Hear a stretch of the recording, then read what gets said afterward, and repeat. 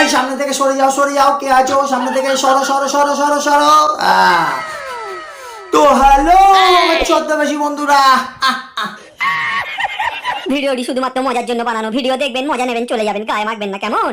সবাই বলা ভালো আছো তো? আজকে কিন্তু আমরা কথা বলবো যাতা মানুষকে নিয়ে নয়, আজকে আমরা কথা বলবো সেই মানুষটাকে নিয়ে যার হাতে আছে পশ্চিমবঙ্গের ক্ষমতা, নাম হলো তার মমতা, আর যাকে ভালোবেসে মানুষ ডাকে দিদি। আর সেই দিদি যখন চলে গেছে সেই সেটে, সেখানে গিয়ে কি প্রতিক্রিয়া দিচ্ছে বর্দি, সেটা আগে আমরা একটু শুনে নিই। অবধি কখনো হয়নি যেটা হতে চলেছে আজকে, এবং কিছু বলার নেই। আমি চিরকৃতজ্ঞ দিদির কাছে, এবং আশা করি দিদি নাম্বার ওয়ানের আজকের এই যে আমার এত বছরের শোয়ের এই যে নাম দিদি নাম্বার ওয়ান, এটা আজকে যথাযথভাবে পূর্ণ হচ্ছে। তো ছদ্মবেশীরা আর নিশ্চয়ই বলার অপেক্ষা রাখে না। আর পাশাপাশি আমি তোমাদের মানে সেই সকল ক্যান্ডিডেটদের মন খারাপ করতেও বারণ করব। কেন কি আমাদের প্রিয় রচনাদি যে শোটি করে জি বাংলায়, তার নাম তো সকলেই জানো, দিদি নাম্বার ওয়ান। আর সেখানেই গেছে পশ্চিমবঙ্গের সব থেকে সেরা দিদি, মানে আমাদের মুখ্যমন্ত্রী মমতা ব্যানার্জি। তো এই রচনা ব্যানার্জি দিদিকে পেয়ে এত আপ্লুত, আজকে তার শো একদম সম্পূর্ণ সার্থক হলো।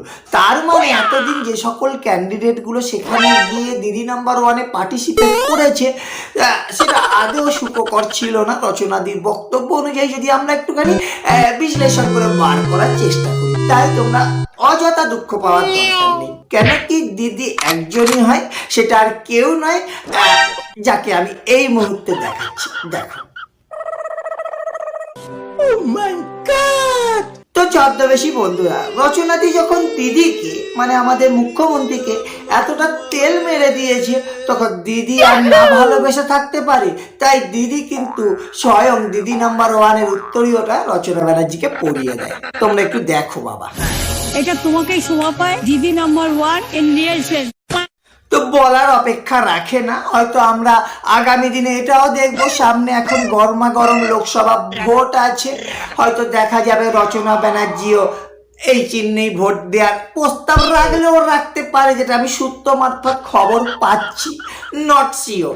তো যাই হোক, এখন দেখো রাজ্যের মুখ্যমন্ত্রী দিদি নাম্বার ওয়ানে গেছে, সেটা নিয়ে অনেক নেটিজেন আছে, তার আর বিরোধীরা তো আছেই।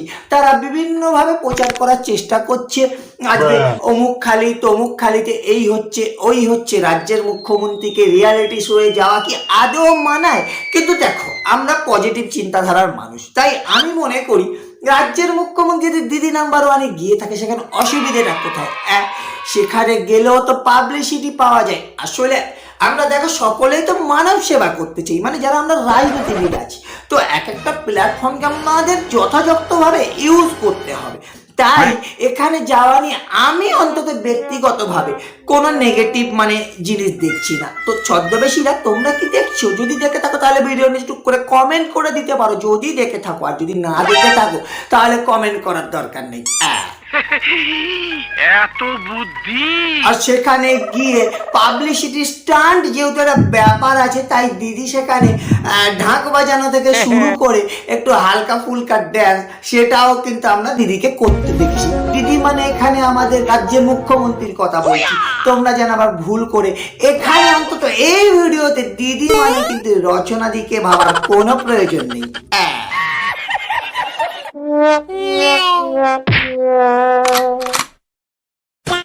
আর এই মুহূর্তে আমরা এবার এমন একটা ফুটেজ দেখব, যেখানে রাজ্যের মুখ্যমন্ত্রী দিদি নাম্বার ওয়ানে গেছে, সেখানে আমরা মাননীয় মুখ্যমন্ত্রীর হাতের ড্রয়িং দেখব না, সেটা কখনো হতে পারে না। তাই আমরা অবশ্যই দেখব সেই ধামাকাদার ড্রয়িং। একবার তোমরা দেখো। আমি একটু ধীরে ধীরে দেখাবার চেষ্টা করলাম। আমি জানি তোমাদের অনেকের মাথার উপর দিয়ে চলে গেছে, কিন্তু অতটা ভাবার দরকার নেই। সব সময় জানবে যে ড্রয়িং এর মিনিং খুঁজে পাবে না, সেই ড্রয়িং সব সময় কোটি টাকায় বিক্রি হয়। কথাটা আমি যদি ভুল বলে থাকি অবশ্যই চর আমার এই গালটায় মেরো। দিদি সরি অমন করে দেখবেন না, আমি টোটালি ব্যাপারটা কিন্তু মজার ছলেই বানাচ্ছি। কি ছদ্মবেশীরা তোমরা একটু দিদিকে বলো প্লিজ। তো ছদ্মবেশী বন্ধুরা, আমরা সকলেই জানি দিদি নাম্বার 1 হচ্ছে এমন একটি রিয়েলিটি শো যেখানে হোক আর না হোক কিন্তু মানুষ সেখানে দুঃখ দুর্দশার কথা বলতে আসে, কিভাবে কষ্ট করে ঘেঁস থেকে গোল তৈরি করে সেখান থেকে আঁচ দিয়ে রুটি বানিয়ে তারা করে খেয়ে বড় হয়েছে, সেই সব গল্প কিন্তু করতে আসে। আর কিন্তু এখানে যেহেতু আমাদের মাননীয় মুখ্যমন্ত্রী আছে, আর মুখ্যমন্ত্রীর আমরা জানি যতটা, তারও কিন্তু জীবন সংগ্রাম কম নয়, অতীতে বহু তাকে সংগ্রাম করে তবে কিন্তু আজকে মুখ্যমন্ত্রী চেয়ারে বসতে হয়েছে। যাই হোক, সেটা বড় কথা নয়, বড় কথা হচ্ছে রাজ্যের মুখ্যমন্ত্রী যে দিদি নাম্বার 1-এ গিয়ে এরকম গোল রুটি বেলতে পেরেছে, এটাই যথেষ্ট। বাহ, পুরো একদম চাঁদের মতো, মানে পূর্ণিমার চাঁদ যেন কাঁচা বেলা রুটি।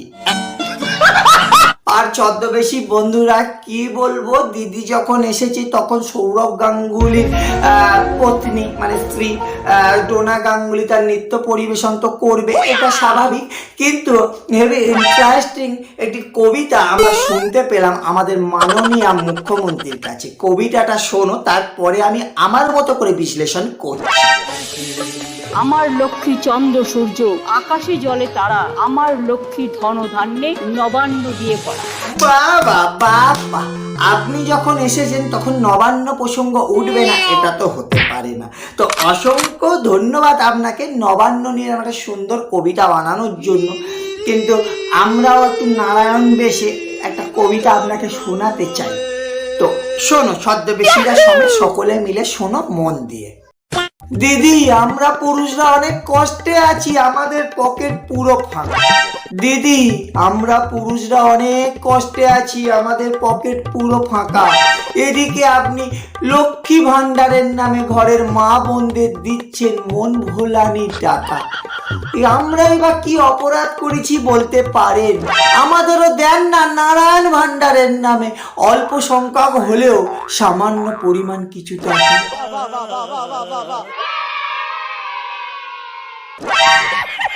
আর ছদ্মবেশীরা, আমরা সেই ঐতিহাসিক মুহূর্তে চলে এসেছি, মানে এই এপিসোড দেখতে দেখতে কোথায় না আমাদের দিদির ছোটবেলার মুহূর্ত। আমি জানি না মানে কিভাবে ছোটবেলা দিদি কাটিয়েছে, আগে আমরা দিদির মুখে শুনে নিই, তারপরে আমরা আমাদের মতো করে বলছি। ছোটবেলাটা কেমন কেটেছে একটু বল। এত ছোটতে বাবা মারা গেছে, সংসারটা আমাকেই মেনটেন করতে হয়েছে, তখন আমার 10-11 বছর বয়স।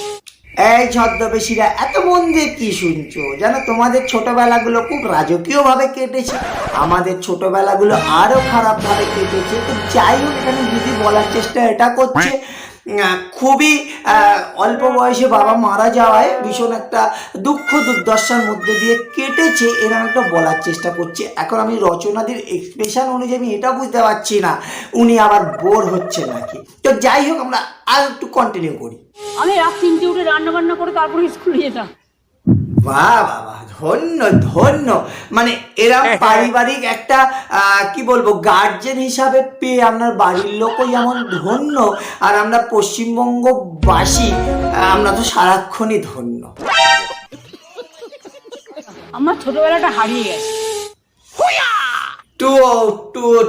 Two sad. আমাদের ছোটবেলাগুলো কেমন যেন মন থেকে বিলীন হয়ে গেছে, লুপ্ত হয়ে গেছে, কত টানাটানি করি ফিরে আর পাই না। যাই হোক, ছোটবেলা স্মৃতিচারণ করতে বসলে যেন কবিতার কথা মনে পড়ে যায়, আর তোমরা জানো তো আমি মানে কবিতায় খুব ফেমাস। তো যাই হোক, আমি আর কবিতা শোনাচ্ছি না, আমরা এবার শুনবো সেই ঐতিহাসিক গান, মানে আমাদের মাননীয় মুখ্যমন্ত্রী সেই একটি গান, যে গানটা শুনে আমরা অবশ্যই একটু নিজের মন থেকে তৃপ্তি লাভের চেষ্টা করবো বটে।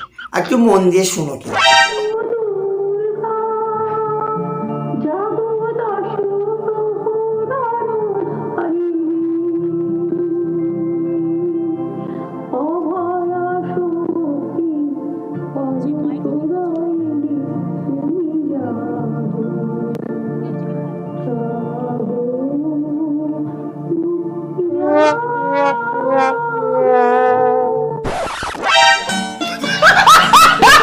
যাই হোক, দিদিকে অসংখ্য ধন্যবাদ।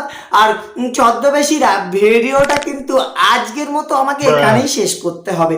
কেন দেখো, বড্ড উচ্চমানের বিচারধারার এই ভিডিও আমি আর টেনে টুনে বাড়াতে চাই না, আমি এখানেই শেষ করতে চাই।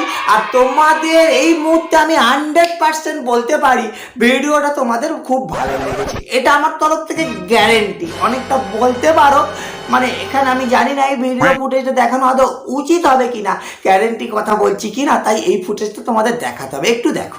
और मोदी की गारंटी मतलब गारंटी पूरा होने की गारंटी। আর বলার অপেক্ষা রাখে না, এই একটা ফুটেজেই পুরো বাজি মাত হয়ে গেছে। তো যাই হোক, ভিডিওটা তোমাদের নিশ্চয়ই মনের মতো হয়েছে, তাই অবশ্যই এবার অন্তত একটা লাইক, একটা শেয়ার আর কমেন্ট একদমই কিন্তু করতে ভুলো না। ফেসবুক থেকে দেখলে ফলো করতে ভুলো না, ইউটিউবে নতুন হলে সাবস্ক্রাইব করতে ভুলো না। তো দেখা হচ্ছে তোমাদেরই সাথে পরবর্তী ধামাকার আর ইন্টারেস্টিং ভিডিওতে। আর এই ভিডিওটা নিছকই মজা হিসাবে সকলে নেবেন, কেউ দয়া করে গায়ে মেখে লেপালেপি করে একদমই খারাপ নেবেন না। তো ছদ্মবেশী বন্ধুরা, আজকের মতো এটুকুই, তাই যেতে যেতে তোমাদের বলতেই হচ্ছে, হৃদয় বার করে দিলাম, নমস্কার নিও।